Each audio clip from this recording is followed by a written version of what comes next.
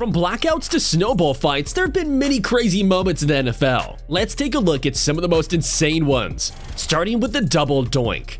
Yup, that's what it's called. No, it's not a new dance craze or a fancy espresso drink. It's a term that football fans use to describe one of the craziest moments in NFL history.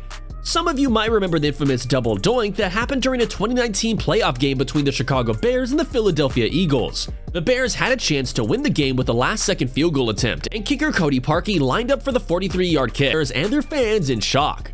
The double doink was one of the craziest moments in NFL history, and it's a reminder that anything can happen in sports. So next time you watch a football game, keep your eyes peeled for those wild moments that make the sport so exciting. You never know when the next double doink might happen.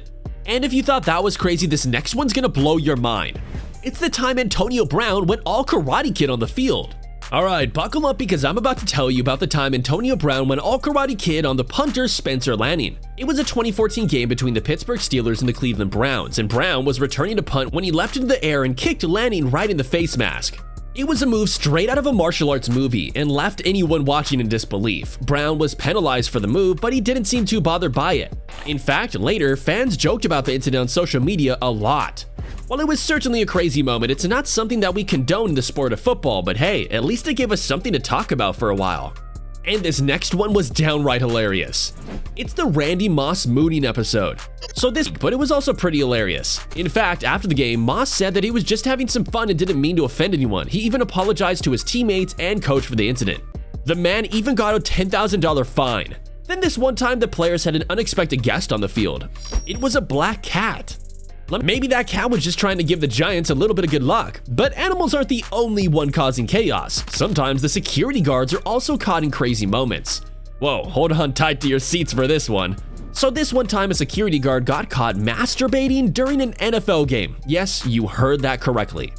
It was a 2016 game between the San Diego Chargers and the Oakland Raiders, and the security guard was caught on camera pleasuring himself while the game was going on. Talk about taking multitasking to a whole new level. Needless to say, the internet exploded with memes and jokes about the incident. The woman who reported the incident said that she even shouted at him to keep his hands out of his pocket, and he just didn't seem to care. The security company involved quickly issued an apology and terminated the guard's employment, but the damage was already done. Fans who were watching the game were left with a memory they'll never forget. A pretty traumatizing one if you ask me. And then there's a moment when a fan decided to give us some mid-play excitement. It was Bobby Wagner versus a fan. So here's the deal, you probably shouldn't run onto the field during an NFL game. It's not only against the rules, but it's also super dangerous. I mean, there are these massive dudes wearing armor-like pads who are getting paid millions of dollars to take down other massive dudes wearing armor-like pads. And if you get in the way of their game, they might just turn their attention to you. Just look at what happened during the Rams vs 49ers game on a Monday night. Some person decided to run onto the field with a pink smoke bomb, and before they knew it, Rams All-Pro linebacker Bobby Wagner took them down. Yikes, that was unexpected. Moral of the story, stay in your seat and enjoy the game. The next moment was when Mother Nature went a little crazy. It's the Monsoon Bowl. This is about the Jaguars vs Panthers monsoon game in 2019. It was a classic case of when it rains, it pours, quite literally.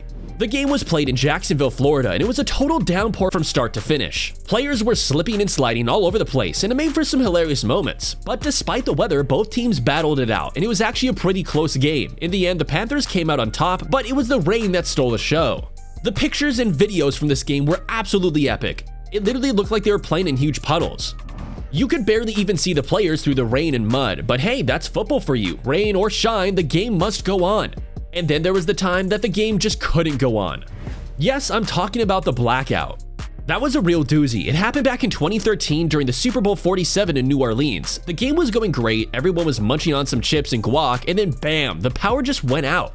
Now, you might think a little power outage isn't a big deal, but this one lasted for a whopping 34 minutes. That's like a whole episode of your favorite TV show. People were freaking out, players were stretching on the sidelines, and announcers were scrambling to fill dead airtime.